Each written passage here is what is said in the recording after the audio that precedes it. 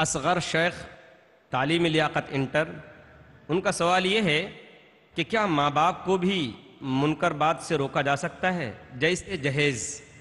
الحمدللہ الحمدللہ، یہ بھی بہت اچھا سوال ہے اور اس کی دلیل بہت دور مت جائیے۔ حضرت ابراہیم خلیل اللہ علیہ السلام جو امام الموحدین ہیں، جو ابو الانبیاء ہیں، اپنے باپ کو شرک کرتے ہوئے، بت بناتے ہوئے دیکھتے ہیں، یا ابت لم تعبد ما لا يسمع ولا يبصر ولا يغني عنك شيئا۔ تو باپ کو بھی انہوں نے توحید کی دعوت دی، اور حضرت نوح علیہ السلام نے اپنے بیٹے کو بنا کیا، اور فرعون کی بیوی آسیہ نے فرعون جیسے ظالم اور سرکش اور الوہیت اور ربوبیت کا دعویٰ کرنے والے مرد کو بھی ایمان کی دعوت دی۔ اللہ تعالیٰ فرماتا ہے وَأَنذِرْ عَشِيرَتَكَ الْأَقْرَبِينَ، اے نبی دعوت کا کام اپنے قریبی رشتہ داروں سے شروع کیجئے، اپنی ذات سے کیجئے، اپنے رشتہ داروں سے کیجئے، اپنے پڑوسیوں سے کیجئے، اس کے بعد اپنے بستی اور شہر والوں سے کیجئے، اس کے بعد انٹرنیشنل چینل پر آئیے۔ الحمدللہ، تو گھر کے اندر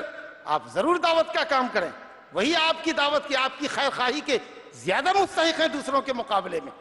اللہ تعالیٰ نے فرمایا اپنے لیے وَأَنذِرْ عَشِيرَتَكَ الْأَقْرَبِينَ، اپنے قرابت مند رشتہ داروں کو، خاندان والوں کو اللہ کے عذاب سے ڈرائیے۔ اگر والد آپ کے بضد ہیں جہیز لینے اور دینے پر، آپ ان کو منع کیجیے، پھر بھی وہ اصرار کریں ان کو سمجھائیے، لطف و مہربانی سے پیش آئیے، اور اگر اس کے بعد بھی وہ اپنے اصرار سے باز نہ آویں تو آپ غلط کام میں ان کی اطاعت نہ کیجیے۔ لا طاعت لمخلوق فی معصیت الخالق، اللہ سبحانہ تعالیٰ کی نافرمانی کے کام میں کسی مخلوق کی اطاعت نہیں ہے۔ اللہ تعالیٰ فرماتا ہے وَإِن جَاهَدَاكَ عَلَىٰ أَن تُشْرِكَ بِي مَا لَيْسَ لَكَ بِهِ عِلْمٌ فَلَا تُطِعْهُمَا وَصَاحِبْهُمَا فِي الدُّنْيَا مَعْرُوفًا، شرک و بت پرستی کے کام میں، خلاف شرع کام میں اپنے والدین کی بات نہ مانو، لیکن دنیاوی اعتبار سے، حتیٰ کہ اگر تمہارے ماں باپ مشرک بھی ہوں تو ان کے ساتھ حسن سلوک کا برتاؤ کرو، اچھا سلوک کرو۔ واللہ